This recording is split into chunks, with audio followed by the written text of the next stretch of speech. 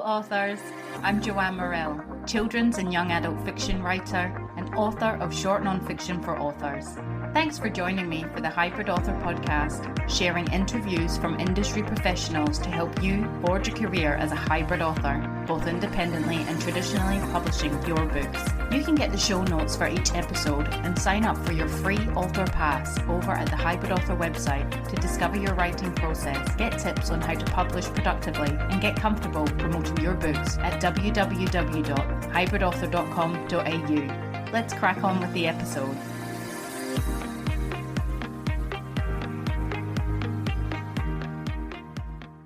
Hello, authors.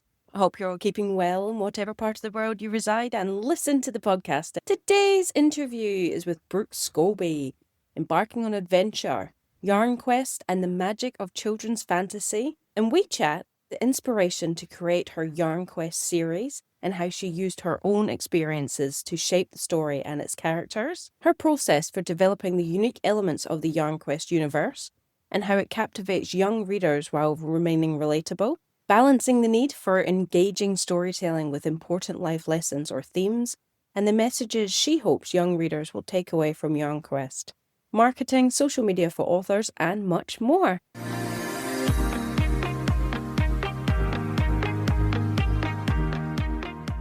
So in my author adventure this last week, if you were listening to the episode before, you'll know it's been my birthday. I turned the big 40. So I had lots of fun celebrating that with friends and family. I went out for murder mystery nights at the weekend. And yeah, that was really fun. I haven't actually done anything like that before. It was a 1920s, kind of meant to be set in the English countryside storytelling. It was called A Fate, like Fete, worse than death. And included in the price was like a 3-course meal. And the way that they run the event was that they had a cast of characters. They had a storyline, a cast of characters, and they were coming around the tables and they were storytelling, oral storytelling. And you were allowed to ask them questions to get answers back off them and be trying to make your decision on who you thought the murderer was. And then halfway through the events, other people were getting killed and there was more motives and things like that. So it was really fun. They were a really good bunch of actors. I ended up guessing it. Our table got one guess and the unanimous vote wasn't correct. So we didn't get it right. But it was a good laugh. It was good fun. And the obvious choice was the murderer, which sometimes that's not always the case. And people might not go for that because they think it's too obvious. And it's also a choice because it's too obvious. You're steered away from that, thinking things have to be more complicated than they actually are. In this case, it wasn't. It was a good night, real good fun. So now the birthday shenanigans are over. I have started my 40s and much the same. If you were listening to the other interview episode where I was talking about turning 40 and 4 years of the podcast, and I was mentioning that I was a bit freaked out by turning 40. But that's now kind of faded into the background and 40s have begun.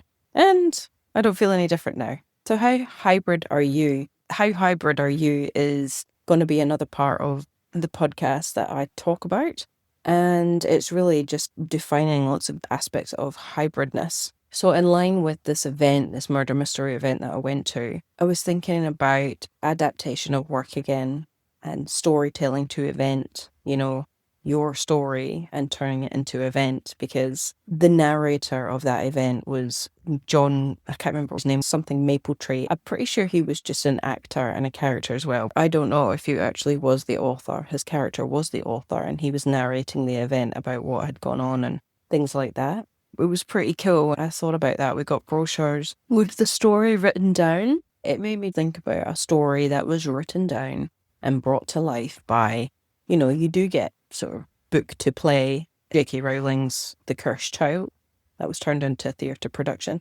Diane Wolfer's The Lighthouse Girl was adapted to theatre.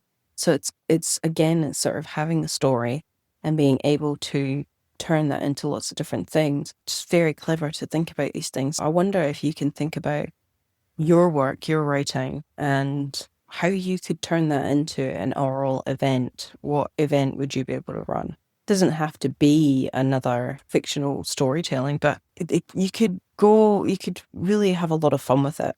That's something I'm pondering this week, even just for the fun of it. Sit down and think about your story and how and what events you could turn it into. And just, have fun with it. Don't even think this is actually something you're going to do. Maybe it will be. Let your imagination create events from your written work, from your stories, and see what happens. You could end up with something really cool. And if you do, I'd absolutely love to hear from you. Please reach out at joanne@hyperauthor.com.au or through social media.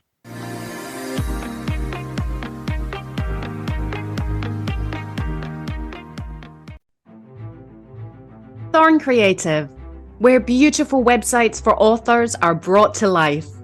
No matter what stage you're at with your writing, your stories deserve a dedicated space to shine. Whether you're just starting out or have a bookshelf full of bestsellers, your website is the hub of your author business, binding everything you and your books offer together. Thorn Creative can nurture all aspects of redesigning your old site or start afresh from the initial design. They can provide ongoing hosting and maintenance to marketing your books online, saving you time, money, and stress trying to wrangle your site yourself. An author website built by Thorn Creative can easily direct readers to your favorite retailers, your publisher, or simply set you up to sell to them direct. The options are endless. Thorn Creative have worked with many authors across all genres and know what goes into good, functional working author websites to sell books. Head on over to thorncreative.com.au/websites for authors to read author and publisher testimonials and to see what they offer and some of the sites they've created.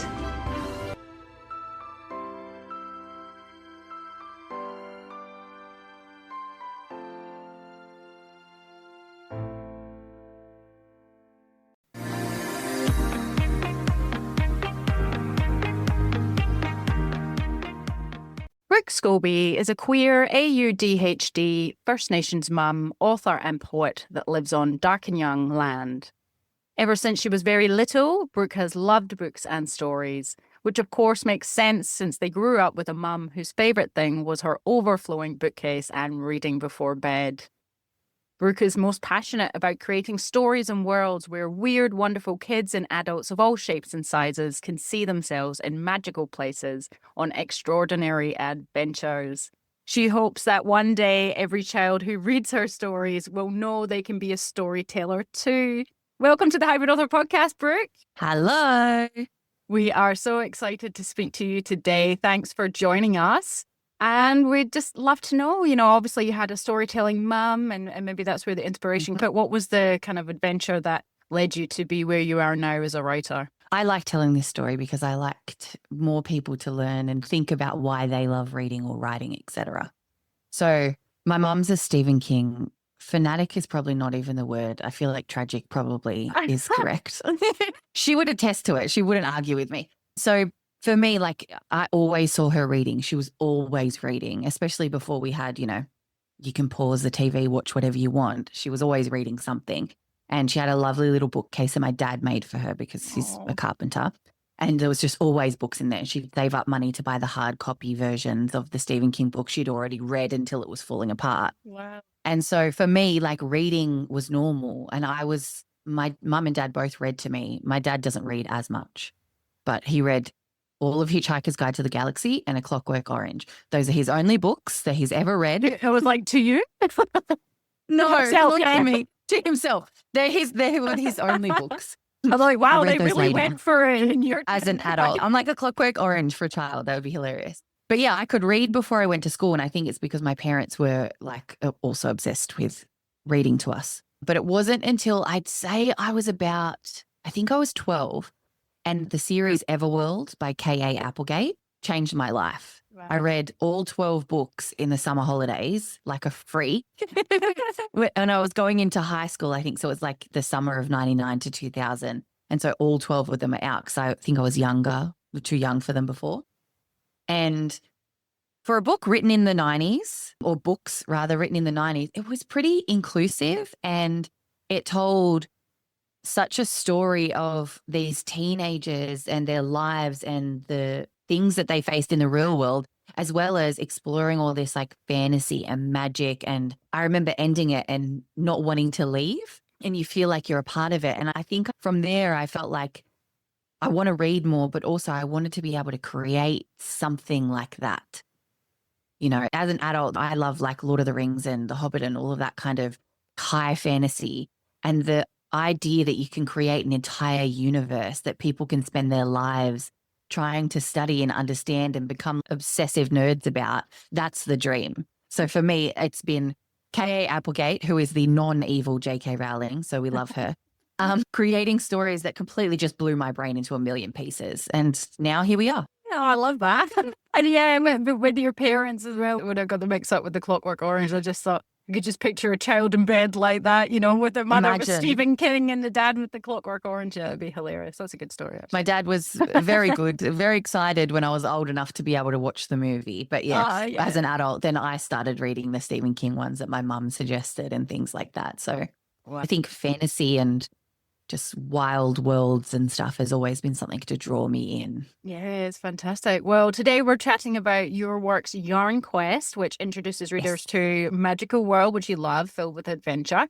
And so what inspired this series? You know, it's got such a quirky title as well. And as some of your own experiences, you know, shaped the story and its character. Definitely. So if we start with the title, this series began as a kids podcast.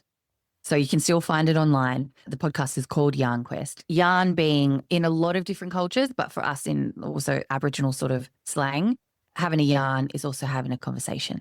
And I know in a lot of like, I think that's also used in some Celtic communities as well, as like having a yarn is just sort of slang for having a conversation. But sometimes it can mean having a more deep conversation rather than just surface level. And so Jade, my illustrator, and I, we work together and we're friends and we created the podcast together. So she came up with the idea and it was to celebrate National Aboriginal and Torres Strait Islander Children's Day. And so we're like, we'll just do one episode. Yeah. Three seasons later. Editing children telling stories, let me tell you, very hard, but just so much fun, and being able to provide a platform for even the tiniest little kids. We sometimes had 3-year-olds telling stories. That is gorgeous. And it would just be like, a little 30-second thing that they'd come up with of like, often it had lollies or farts in it. and the I love my mummy and just beautiful things like that. I just like, and it was so inspiring. And the 3 main kids were obviously, because, you know, we were making them work for us. My kid, Sybil, she started doing the podcast when she was 4. And now she's 8. And then P and Tane, who are one of my best friend Tully's kids. And they're also Jade's nibblings. So we were all together in the house recording podcasts, and they were writing the most out of this world, ridiculous stories. And we were creating them and voicing them together. So that's where the title came from and where the concept was. And Jade and I, because Jade's already an illustrator and I'm a writer, we were like, we want to make this into a world, a universe, a something bigger than the podcast. Like, let's continue it on. And so we did. We did a lot of planning and thinking and brainstorming, but I knew that I wanted these stories to feature the real kids, the kids that were the guts of the original podcast and who have been advising us, our child advisors, from the very beginning. So when you read the stories, you'll see that Sybil, Tane, and P are the 3 main characters. And each book is dedicated to each of those children. Each one of them gets to be a star. So in the first book, the star is Tane. The second one, P, is the star. And the third one, My Sybil, that's her little book, which is the final of the series. So much of it is inspired by country, the country that I've grown up on, the country that I live on now, and also the connections that like we have, myself, Tully, our kids, to country and to community. And my editors have even said when we first started that country is a character in and of itself. All kids in Australia and outside of Australia, when they read this book, to either feel something that is familiar and feels like home, or something that's completely different to where they live. If you were in Scotland, right, you're hearing about these big eucalyptus trees and this red dirt or this, that, and whatever. That feels magic, but it's also something that really exists. Yeah. So it's kind of honoring these kids, honoring the power of children, honoring the power of country and all that kind of stuff. And also like creating fun adventures and magic for them too. Yeah. Oh, that's amazing. And I love thinking about you all podcasting together, especially young kids. I think even exposing them to that is so much fun. If they were a character in the book and the fact that your kids have got like, sort of, you know, one dedicated to them and then another, I just know how excited they would be with that. It's such a unique thing. We finally read through all three of them with now that we have the hard copies, me and Sybil, like as bedtime story stuff. And she has never been that hooked into a story. And I'm like, I keep asking the kids, it's hard because their names are in it. It's written about them. They are stars. So I'm like, is it good? Do you actually like it? Or do you just love that you're in it? It's hard to tell. But so far, the kids seem happy with the story. So I am too.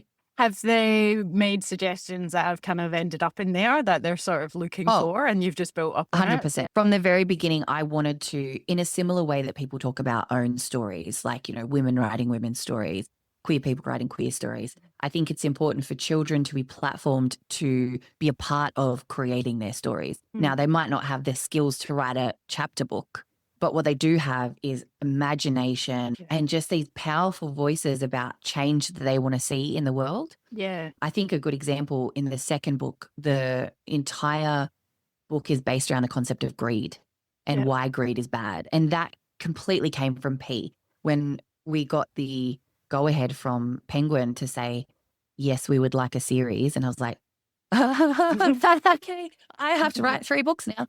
Cool. I sat down with P as the oldest. I sort of started with them as well and said, I want the second book to be yours. What do you want it to be about? And now P's like birth name is got to do with rivers, and they've always been connected to rivers on both their cultural sides of being an Aboriginal person and also a Māori person.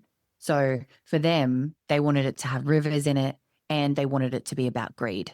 Yeah, and amazing. I just ran with it from there. And I'd often ask the kids, there's a lot of fart jokes. That's all Tane. He's very the king of funniness, mostly because he does ridiculous fart jokes. So we went with that, and I would often tell Sybil where I was at in the story, and she'd be like, okay, so I was thinking, and sometimes it'd be the most ridiculous thing. And I'm like, that makes no sense, but I know I can pull something from it. Yeah. Oh, that's incredible. No, I absolutely love that. And I mean, can you share with us, like, is there unique elements and things like that, like in the world, or is it really just based off own country things? So it's based in 2 worlds, really. You know, I guess spoiler, but adults are listening, you guys will be right. So in the first book, it's all mostly based in our world. So here on country, a lot of it's focused sort of on Darkinyung country, the central coast of New South Wales, which is where I am. And Sybil and Tane, they're the main people in that first book. But what they do discover is a story spirit who is a spirit from another universe that's connected to ours through a magical bridge. So think bridge to Terabithia, that kind of thing, except like less children die, i.e. there are no children that die in this book. So I'm hopefully not traumatizing anyone. As opposed to the rest of us that were traumatized by that book.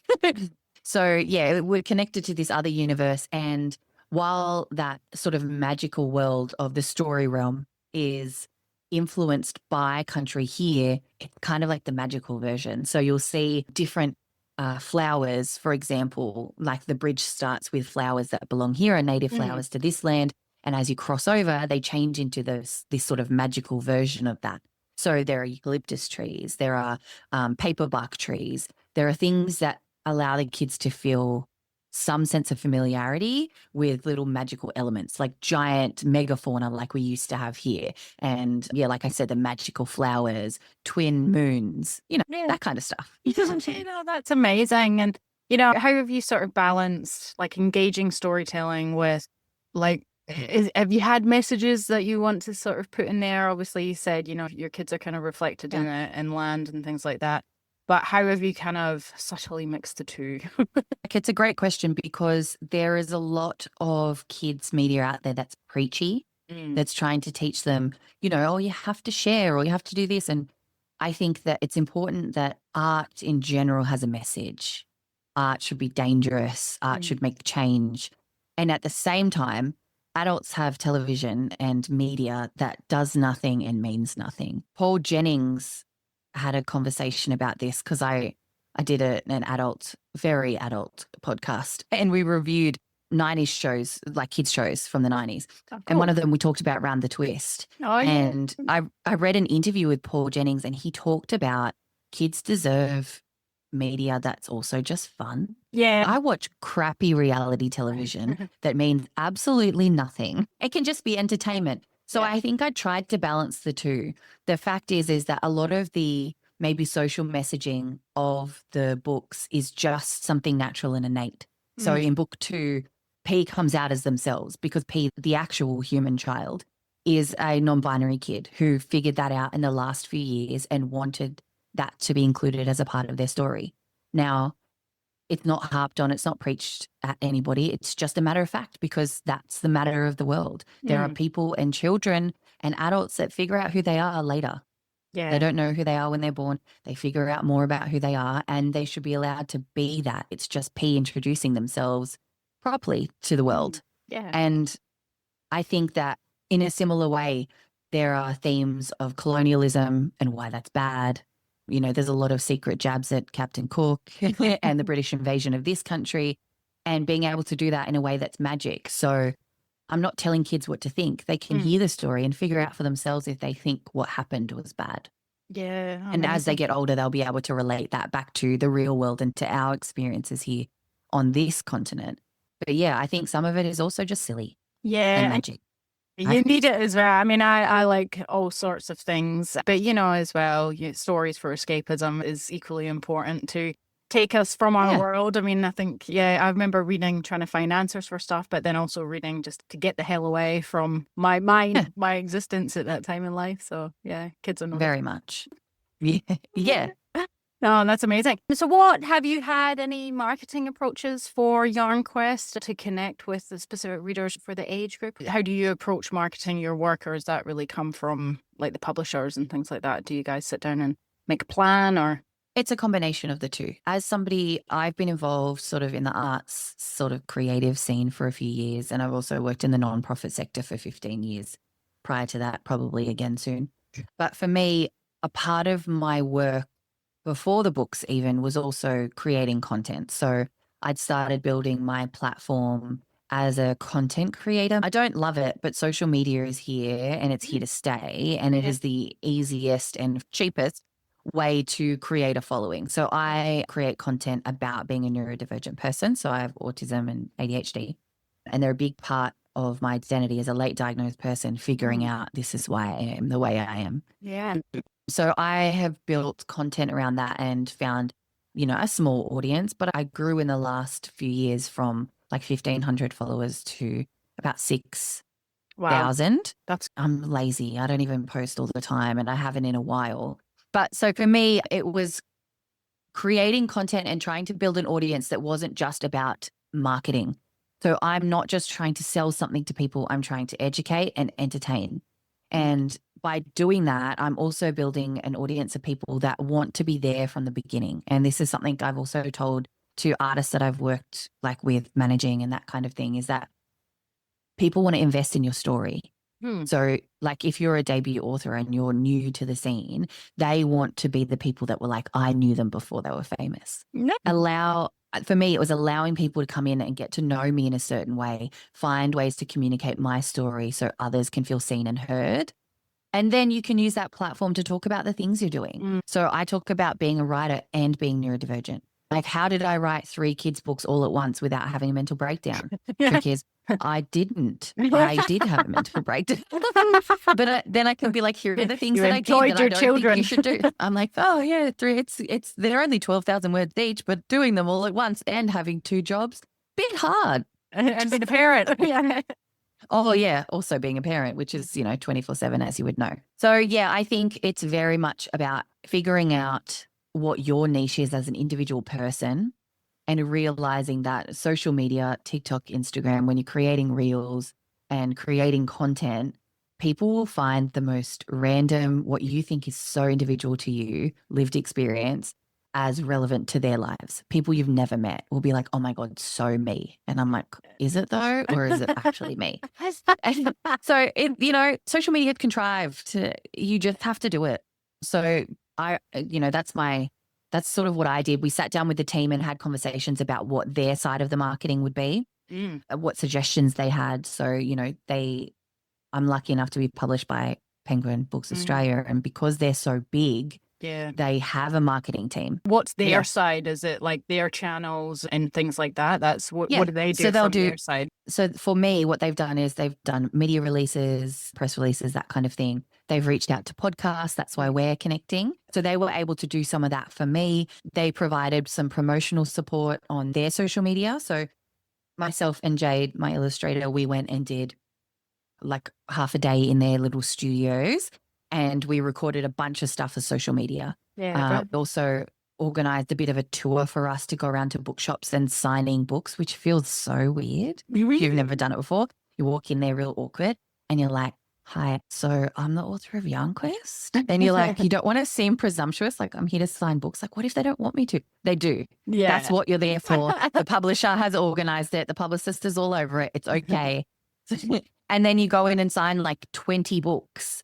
We also did some shout outs for those booksellers. So doing a few videos and creating our own content and tagging those booksellers and that kind of thing. So cool. That's been the end of the publisher. And then on my end, it's just continuing to create content. Jade, the illustrator, shares her drafts and her in progress works from when we were creating the books, and just really trying to engage people on that end. It's really for parents because kids are hopefully not on Instagram.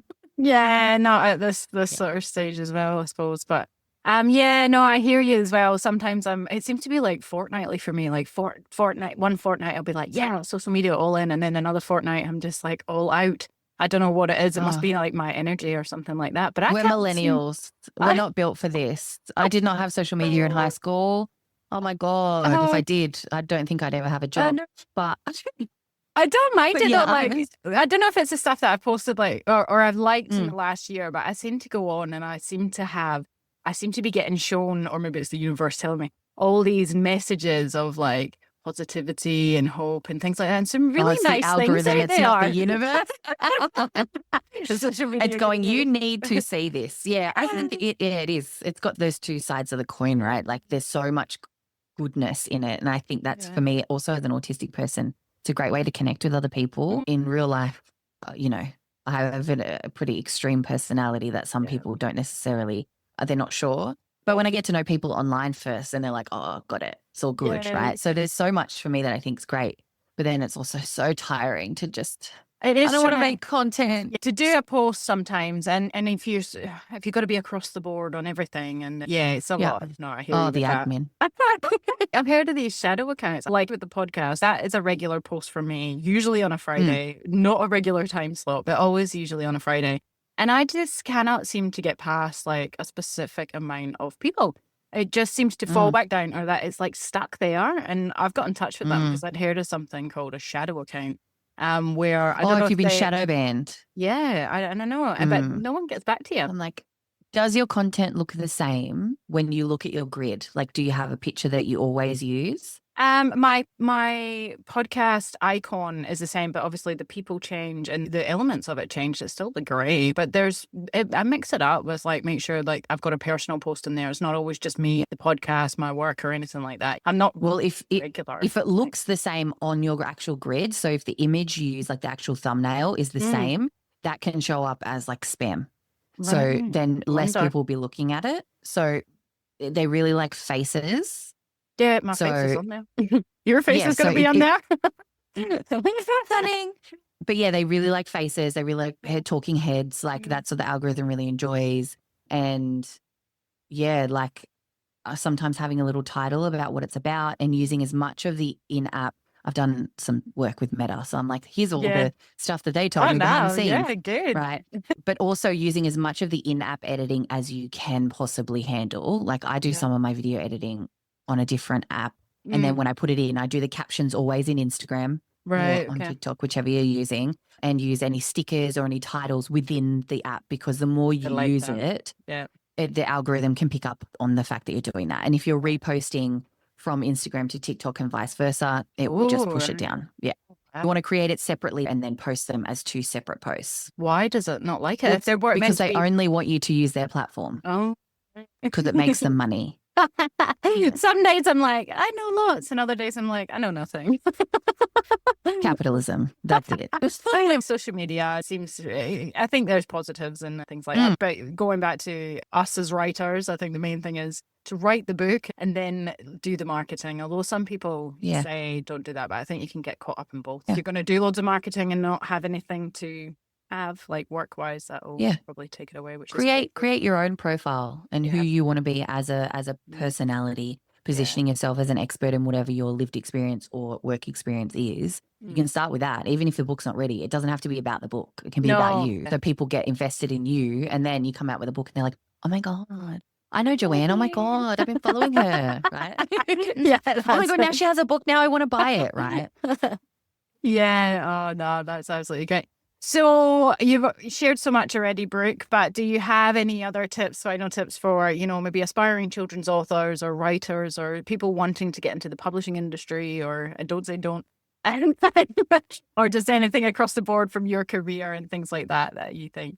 Yeah, I'm like, we've opened the floor now. I'm going to say more words because I have so many of them. My first thing is children's voices, opinions, thoughts, imagination, and stories are important. They are more important than what adults have to say. We are so boring. We are literally so boring. And if you do not have children in your life that you are actually consulting with, your story is not going to resonate in the same way. Like I'm sure there are amazing writers in the world, but it is so important to get feedback from actual kids because they will tell you the truth because they don't care about your feelings. But also to provide them the opportunity to platform it. Like, we're adults, we have the power in this world. So if you can create an opportunity for a kid to have their voice heard when it isn't normally, it is so important. Yeah. And I think kids deserve good writing. Like this, maybe it sounds harsh, but there have been a lot of kids' books I've read recently, and a lot of them are early readers that aren't, sometimes the grammar is not even good. And I'm like, if I read this out loud and it sounds crap, I don't want to read it to my kid. And it's not just about me, but my child deserves stories of high quality. Adults, we get Lord of the Rings. Why do kids not get their version of something of that quality? Do you know what I mean? Not to quote old dead white guys, right? But as just an example. And so I think that, coming in and writing, which is also something that my publisher said to me in the beginning, everyone thinks they can write for kids. They are so harsh. You cannot. Not everyone can do it. And if they have to hear another story about teddy bears going on a picnic, some kind of animal going on some kind of picnic or very basic adventure, they're going to explode, right? Oh So let yourself dream in the way you would for an adult novel. Make it big. You can always bring it back down because kids deserve that world that they get to dive into, that they get to learn from. So take kids writing seriously. I think that's my main thing. You got to be serious about it. No, that's fantastic advice. And everybody I know is dying to know where they can find Yarn Quest and everything that you do on and offline. Yes. Okay. Well, so you can find me on Instagram and TikTok at Wasted Vitriol. Just request to follow me. I'll accept. It's fine. And if you want to find Yarn Quest, you can find it at a lot of bookshops. If you have a look on the Penguin website, you can find your local one, but you can also get it at Big W, which is great in terms of budget friendly. It's the most budget friendly version of Yarn Quest you can get. I would push people away from, if you can, Amazon. Don't buy from them just in general because, they're evil.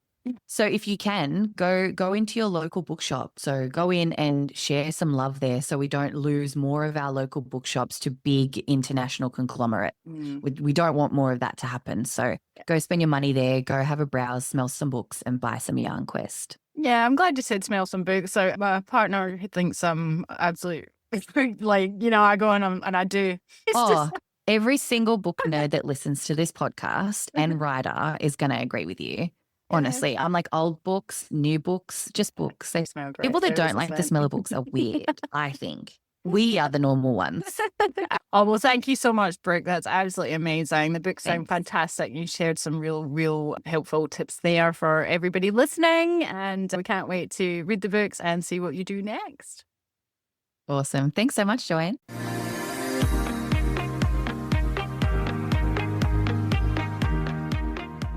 So there you have it, folks. The truly inspiring and knowledgeable Brooke Scobie. Next time on the Hybrid Author podcast, we have Casey Whitelaw on writing kids' books inspired by the natural world. I wish you well in your adventure this next week. That's it from me. Bye for now.